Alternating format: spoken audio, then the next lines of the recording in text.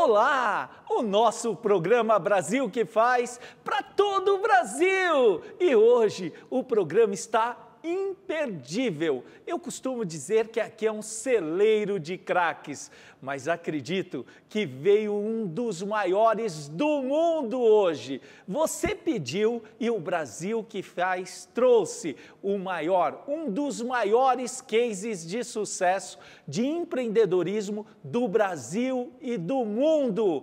O nosso programa tem a honra de receber Carlos Wizard. Que bom tê-lo aqui, professor! Estimado Elvis, é uma satisfação estar com você, voltar aqui na Rede TV e compartilhar experiências para inspirar, motivar aqueles que são novos empreendedores. Professor, hoje, como eu fiz a escalada, é uma honra, é um prazer ter o convívio com o senhor, os ensinamentos que eu tenho constantemente por meio da internet e tudo isso. Mas nem sempre foi assim.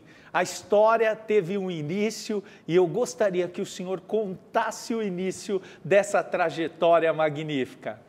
Eu gostaria de falar inicialmente que eu sou de Curitiba, nasci de uma família muito simples. Meu pai era motorista de caminhão, minha mãe era costureira, tinham 7 filhos pequenos e o meu sonho como criança era ser motorista de caminhão como meu pai. Uau! A minha vida só começou a mudar em termos de perspectiva do mundo aos 12 anos. Naquela época, meus pais com 7 filhos estavam muito preocupados como... 6 irmãos o senhor tinha? 6 irmãos. Estavam muito preocupados como criar os filhos. E eles diziam que já naquela época havia muita maldade. Existia pessoas que não tinham senso entre o bem e o mal, o certo e o errado. E eles sentiram que deviam buscar um caminho da fé para criar os filhos. E foi ali que eles conheceram os missionários norte-americanos da Igreja de Jesus Cristo, dos Santos dos Últimos Dias. Igreja Mormon. Mais conhecida como Mormon. E a partir daquele momento comecei a aprender inglês com os jovens norte-americanos. E eles abriram a minha mente. Elvis, eles diziam o seguinte: Carlos, você é uma criança, mas você vai poder crescer e um dia estudar nos Estados Unidos, fazer uma faculdade na América. E a partir dali o senhor começou a sonhar com esse propósito, sonhar em alcançar esse estudo. Para mim, aquilo era um sonho impossível. Como pensar que meu pai, como motorista de caminhão, minha mãe costureira, 7 filhinhos pequenos para criar, eu teria a condição de fazer essa aventura. Era quase como se fosse ir para um outro planeta. Com 17 anos, eu cheguei até meu pai e disse: pai, eu acho que está na hora de eu ir para os Estados Unidos. E ele falou o seguinte: filho, você tem a minha autorização, pode ir, mas eu não tenho nada para te ajudar. Eu disse: não preciso de nada, pai, eu só preciso da sua autorização, porque eu era de menor, precisava pegar autorização no juizado de menor. Fui tirar meu passaporte e daí o primeiro empecilho, conseguir o visto americano. Mas graças aos céus eu consegui aquele primeiro visto americano. Quando chegou lá, o senhor foi trabalhar aonde? Como foi? Eu conheci alguns brasileiros que já estavam morando em Nova York e trabalhavam em restaurantes. E eles disseram: Carlos, se você quiser, nós podemos te apresentar para o dono do restaurante, você vai trabalhar na cozinha, lavando pratos. Eu disse: tudo bem. Ótimo. Vamos lá. E esse foi meu primeiro trabalho nos Estados Unidos. Eu vi uma entrevista que você comprou o restaurante onde você começou a trabalhar. Bom, essa história é o seguinte: os anos se passaram e aquele restaurante completou 50 anos de existência. Eu sabia daquela data, eu estava em Nova York naquela ocasião, eu fiz questão de ir até aquela comemoração dos 50 anos de aniversário do restaurante. E trocamos cartões, recapitulamos toda a história, revivemos a história, e depois que eu voltei para o Brasil, recebo um e-mail dizendo que a família, que era uma família de imigrantes italianos, estavam colocando o restaurante à venda. E eles gostariam de saber se eu tinha interesse em adquirir o restaurante. E o senhor foi imediato, taxativo? Não, vou comprar e... Então, aqui tem um aspecto. Se eu fosse agir puramente pela emoção, talvez eu tivesse adquirido aquele restaurante. Mas a razão indicou que não compensava fazer a compra. E aí, qual foi a sequência? Como foi? Eu passei 2 anos naquela época, dos 17 até os 19 anos. Conforme você sabe, Os rapazes que pertencem à igreja, quando eles têm essa idade de 19, 20 anos, eles são voluntários para uma missão humanitária, uma missão de evangelização. Então, eu me candidatei e fui designado para passar 2 anos em Portugal. Eu vou, então, cumprir essa minha missão, retorno ao Brasil com 3 metas na minha cabeça. Primeiro, eu precisava arranjar um trabalho. Segundo, eu precisava voltar a estudar. E terceiro, eu queria encontrar a mulher da minha vida. E felizmente Deus me abençoou que eu consegui o trabalho, consegui voltar a estudar e encontrei a Vânia. E o que encontrou primeiro? O trabalho ou a mulher da sua vida? Primeiro o trabalho, porque tinha que mostrar resultado, né? Certa vez eu estava numa viagem de Mogi Guaçu, onde eu morava, para Curitiba. E enquanto eu estava dirigindo meu carrinho, veio uma inspiração. E a inspiração é como se fosse uma voz, eu não ouvi uma voz, mas foi um sentimento. Carlos, o teu futuro são as aulinhas de inglês. Confesso para você que eu não me animei. Então, eu questionei, mas aulinhas de inglês? E continuei dirigindo meu carrinho na estrada. Da inspiração veio mais forte, mas não é somente a aulinha de inglês, é uma escola de inglês. Então, eu pensei, ficou um pouco melhor, né? Mas será que quem tem uma escola é uma pessoa próspera, rica, com liberdade financeira? Continuei dirigindo meu carrinho e da inspiração veio, Carlos, não são somente aulinhas, não é apenas uma escola, é uma rede de escolas de inglês. Então eu pensei, opa, agora a coisa ficou bonita. Tudo que vocês estão pensando aí, eles disseram, Carlos, você está doido, não faça isso, não troque o certo pelo incerto, tem muita concorrência. E alguns ainda mais iluminados diziam, Carlos, você precisa ter a consciência que esse negócio de dar aulinhas de inglês não dá futuro para ninguém. E com tudo isso, aonde foi sua primeira escola de inglês? Muito bem, então aqui eu tenho que voltar um pouco na história, porque daí eu questionei a própria inspiração, mas meu Deus, como que eu vou criar uma rede? Eu não tenho dinheiro, eu não tenho equipe, eu não tenho estrutura, eu não tenho apoio, eu não tenho nada. E daí veio na minha mente uma passagem da Bíblia, Mateus 7:7, que diz assim, pedi e recebereis, buscai e achareis, batei e abrir-se-vos-á. E o versículo seguinte, 7:8, também é muito bonito. Todo aquele que pede, recebe, todo aquele que busca, encontra, e todo aquele que bate para ele, ser-lhe aberto. Então, a partir dali, eu sabia que eu tinha uma força divina mais forte, que iria me ajudar e me apoiar a vencer todas as barreiras. Mas respondendo a sua pergunta especificamente, Elvis, a primeira unidade, de fato, que eu abri foi na cidade de Campinas. E ali foi onde que nasceu a primeira unidade da Rede Wizard. E o processo foi assim. Como que era o processo de venda das matrículas? Porque matricular era o vetor principal. Conta para nós. Bom, naquele tempo você sabe que nós não tínhamos Google, não tínhamos internet, nós não tínhamos celular. Redes sociais, nada. Nada disso. Então, o que nós fazíamos? Cara crachá. Era um anúnciozinho na seção de classificados. E eu anunciava o seguinte, fale inglês em 24 horas. Método prático, objetivo, conversação. Interessados, liga para o professor Carlos Martins. Professor, você já era um mestre de marketing. Falar inglês em 24 horas, imagine você. Eu já estou impactado com essa propaganda. Qualquer um buscaria. E quando a pessoa vinha lhe perguntar, como eu vou falar inglês em 24 horas? Então, eu criei uma sequência de 24 lições. Cada lição era ministrada em 1 hora e em cada uma dessas lições o aluno praticava 100 frases.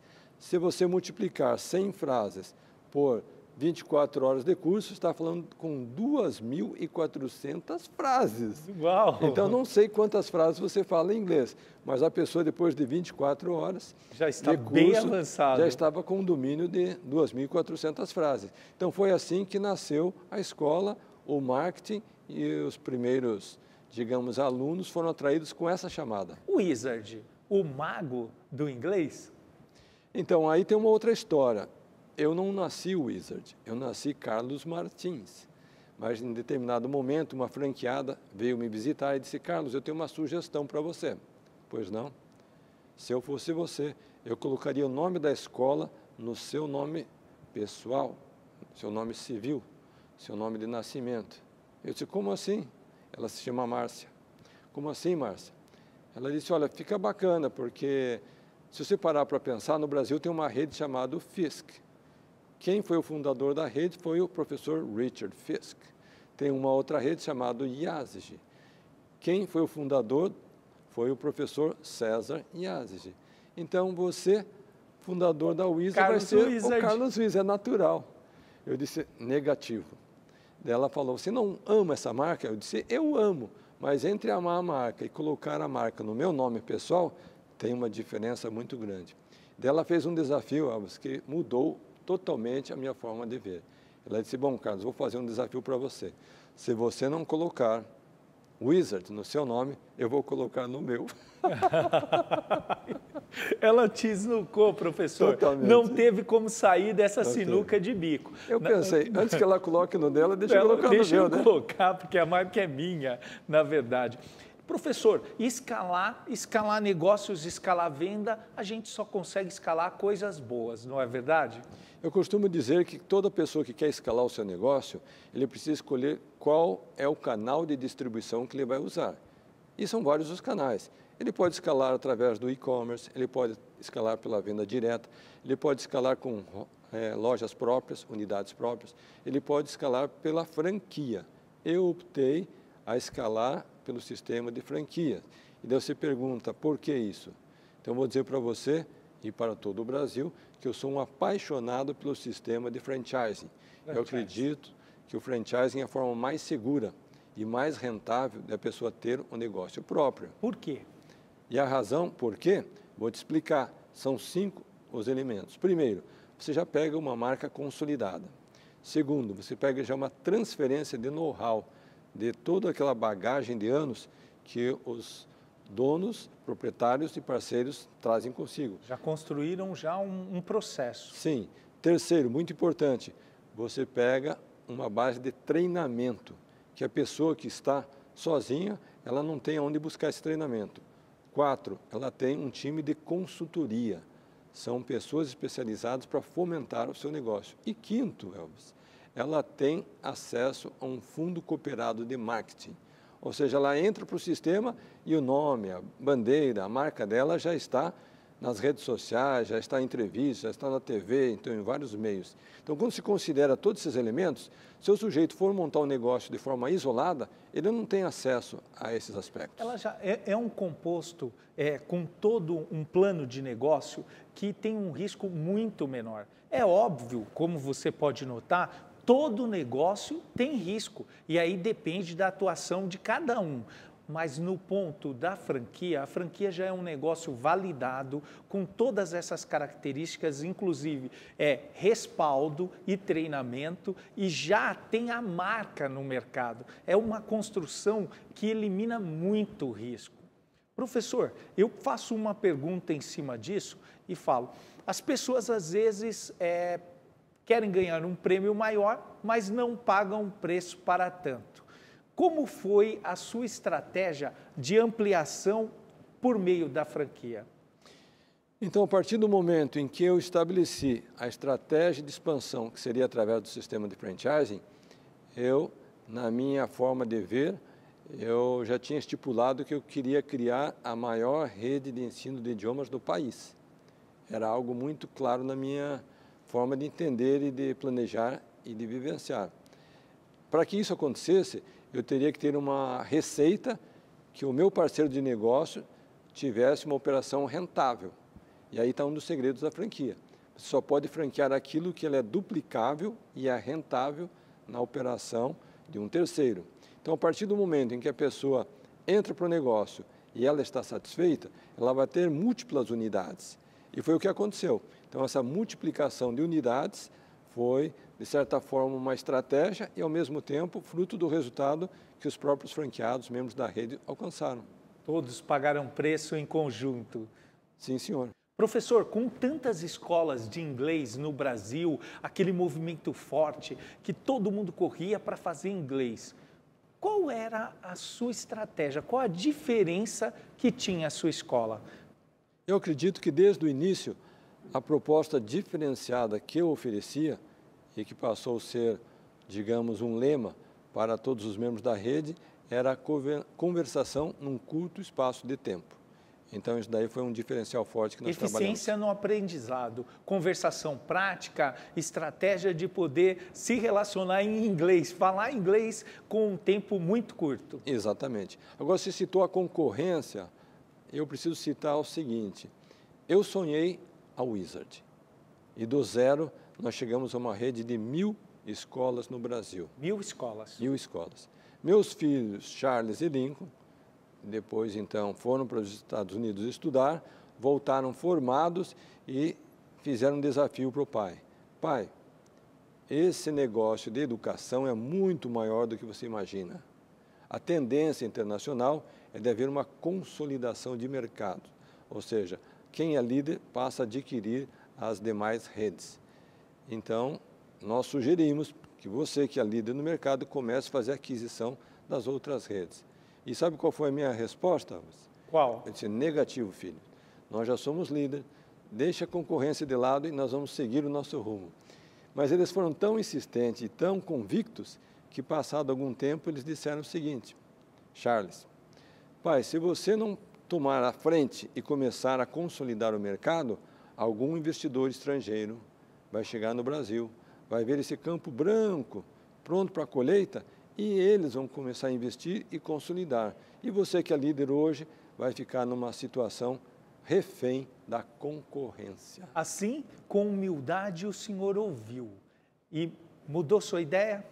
Então, felizmente, eu tive que admitir a sabedoria, a inteligência, a visão e a estratégia dos meus filhos recém-formados e, então, liberei que eles pudessem sair às compras. E dei um cheque de R$1 milhão para eles irem às compras. E passado algum tempo, eles fizeram a primeira aquisição. Passado mais algum tempo, a segunda, a terceira, a quarta, de forma tal que nós fizemos 10 aquisições de outras redes, tanto no ensino de inglês como no ensino profissionalizante. Então foi assim que nós formamos o grupo Multieducação, um grupo com 3.000 escolas, atendendo 1 milhão de alunos por ano, gerando 50 mil empregos no país, presentes em 10 países. E aí, num momento especial, foi vendido. Então, aqui é uma outra parte da história. O empreendedor tem o lado racional e o lado emocional. Só que algumas vezes tem que deixar a emoção de lado e pensar somente pela razão. Por quê? Em determinado ponto da história, um grupo de investidores britânicos bateram na minha porta com um checão e disseram, Carlos, nós queremos comprar a tua holding, o teu negócio, as tuas escolas, o teu sistema. Num primeiro momento, qual foi o sentimento? E o sentimento vamos ter que pensar. Mas, por outro lado, o checão que eles puseram na mesa foi de 2 bilhões de reais. Então, não é todo dia que alguém bate na tua casa com um checão desse valor e te oferece. Não tem como dizer não, não então, é verdade, chamei professor? A esposa, chamei os filhos, diretores, os consultores, os conselheiros, e depois de 5 minutos nós aceitamos o cheque. Então, baseado naquilo, nós tivemos que tomar uma decisão racional. Então, vendemos a rede, vendemos a holding, vendemos as marcas e, assim, realizamos esse negócio. A partir dali, Elvis, muita gente dizia, bom, a partir desse momento, Carlos Wizard não vai fazer mais nada. Ele vai ficar somente de folga, de férias, viajando pelo mundo, descansando, não vai querer saber de empreender, contratar funcionários, de desenvolver produtos, e foi conceitos. Assim?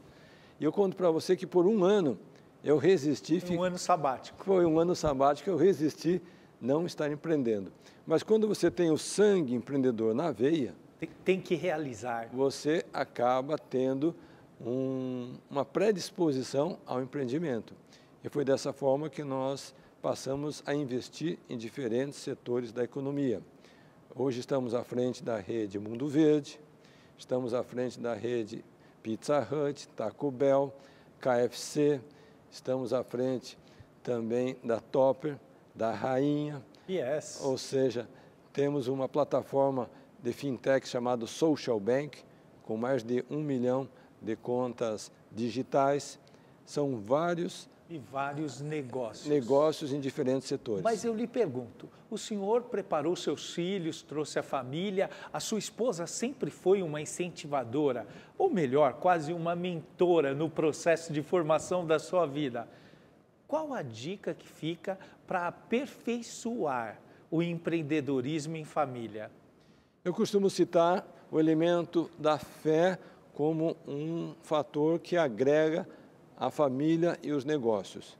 Eu tenho a grata satisfação, há mais de 1 ano, todos os domingos, às 20 horas, ter um programa que é transmitido pelas redes sociais, quando nós falamos sobre fé, propósito e família.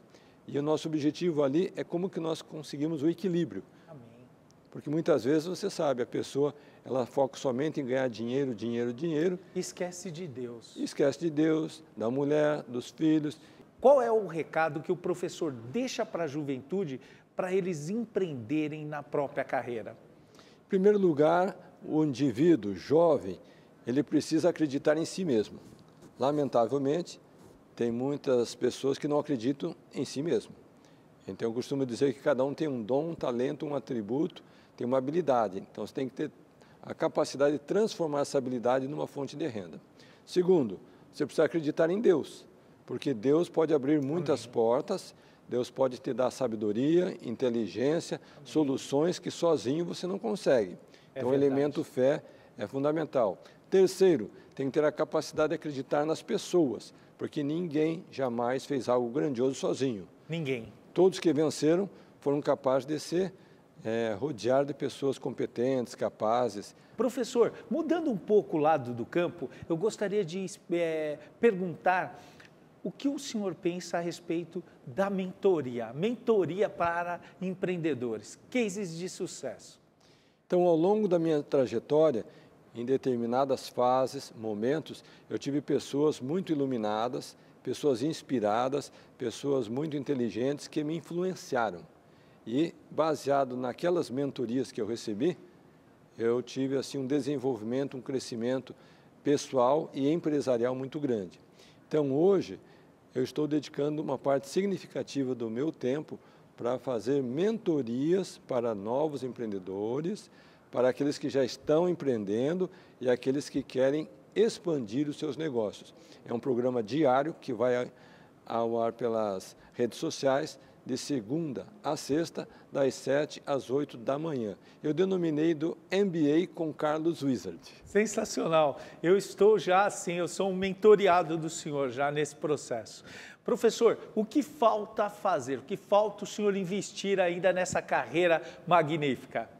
Eu costumo dizer que todo empreendedor passa por 4 fases. A primeira é a mais básica e elementar de todas, que é a fase da sobrevivência. Ele está literalmente empreendendo para pagar as contas. Depois que ele vence essa fase inicial, ele passa na fase do conforto, onde ele já tem uma liberdade financeira e ele passa a trazer conforto para si, para a família, as pessoas que estão ao seu redor. A terceira fase é onde ele transforma a sua atividade numa missão, que ele vai beneficiar o cliente, o fornecedor, os colaboradores. Existe todo um... Pode ser até o empreendedorismo social. Sim. Todos aqueles que estão ao seu entorno. E a fase mais madura é aquele onde ele está trabalhando como um chamado de Deus, que ele vai deixar um legado. Então, eu acredito que na fase de empreendedor que eu estou hoje, eu estou nessa condição de ser um empreendedor social, assumir como uma missão de vida, inspirar, mentorar, auxiliar novos empreendedores, para que eles possam encontrar seu propósito de vida e não apenas trabalhar para ganhar dinheiro, ficar rico e criar fortuna. Professor, e nesse propósito missionário, o que o senhor tem feito? Meu amigo Elvio César, agora eu gostaria de revelar para você qual foi o meu maior empreendimento. Eu, inclusive, trouxe um livro para apresentá-lo que tem exatamente esse título. Muito Meu obrigado. Maior Empreendimento. É uma missão de fé, uma missão de amor, é uma missão humanitária que eu e minha esposa, Vânia Martins, dedicamos 2 anos do nosso tempo e ficamos alojados na divisa do Brasil com a Venezuela, acolhendo refugiados que atravessavam a fronteira. E fizemos essa missão sem qualquer interesse pessoal, comercial, político, financeiro, foi unicamente com o intuito de acolher aquele que era o pobre, carente, necessitado, que muitas vezes chegava no Brasil... o mandamento da palavra de Deus. Da palavra de Deus, que muitas vezes atravessava a fronteira apenas com a roupinha do corpo, com uma criança no colo. Com sede e fome. Sede e fome.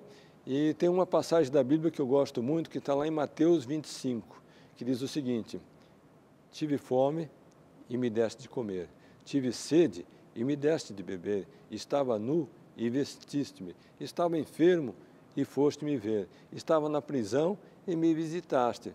Mas daí perguntaram: mas Senhor, quando nós estivemos com fome, com sede, enfermo?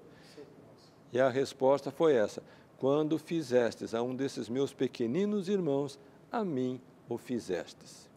Obrigado, professor. Eu tenho um presente também para o senhor, é o meu livro, que eu empreendi durante minha vida, uma vida na gestão pública, aqui fala sobre empreender na carreira, bons hábitos, estratégia, uma metodologia de sucesso retirada da iniciativa privada e aplicada na vida pública. Elvis César, muitíssimo obrigado, agradeço de coração. Como tornar sua cidade a melhor do Brasil. Nota 10. Uma leitura recomendada a todos os nossos telespectadores. Muito obrigado, professor. Professor Carlos Wizard, quem é o Brasil que faz para você? Para mim são homens e mulheres otimistas, pessoas que acreditam em si mesmo, no seu potencial, acreditam no seu sonho e, acima de tudo, estão focados em solucionar o problema da população. Amém, professor. Professor, eu agradeço a Deus por essa entrevista, por essa lição de vida. Muito obrigado. Eu que agradeço e digo que a recíproca é verdadeira. Minha estima, carinho e admiração por você cresce a cada dia. Obrigado, professor. Esse programa foi feito para que você, depois de um programa desse, você vai desistir? Para que você nunca desista dos seus sonhos. Agora, nossa mega live no Instagram, Elvis César Oficial. O nosso canal do YouTube está bombando, bombando. Muito obrigado pela sua audiência. Deus te abençoe e até o nosso próximo programa. Valeu!